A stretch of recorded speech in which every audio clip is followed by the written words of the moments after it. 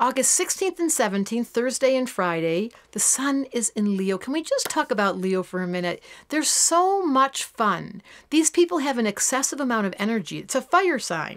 So they don't sit idle, and they have an incredible need to make sure their influence is heard because they're very opinionated and very strong. The moon, so there's Leo. The moon is 3 signs away in Scorpio. Scorpio is water. The sun is in Leo, which is fire. So if a baby were born with that huge vitality and the desire to be noticed and an incredible juju, and they had moon in Scorpio, which takes us deep and intense and nonverbal, it's a little bit of a conflict. And you've heard me say this before. When the sun and the moon are squared, it usually indicates that a child has come into a family situation that has tension. And the tension embodied becomes part of their familiar landscape. So when they go into the future, it's time for them to make their grown-up life.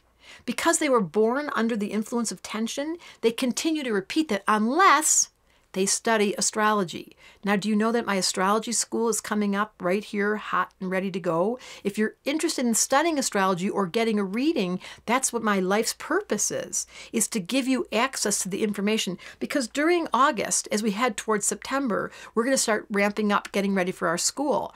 And this is a perfect example. If you were a Leo, and all you wanted was to have this life force and be totally uninhibited, with a moon in Scorpio going, can you sit down? You're way too loud. You're making too much attention and I'm shy. And then Leo goes, me too, which by the way, secret is, Leos are secretly shy. Then all of a sudden you turn in on yourself and you find yourself at home, not wanting to show up and show off and be yourself. That's why you study astrology, because it gives you back to what's true for you, which is that imprint, that karmic imprint, the square, that 90-degree angle, is not something that goes on forever. There's a choice factor. And that's called astrology. So we're talking about the observer and noticing that, you know what, I was brought up in a really dangerous, uncomfortable childhood, and I rewrote the story, changed the karma for my kids, and now I can use my Taurus, sorry, bleep, bleep, bleep.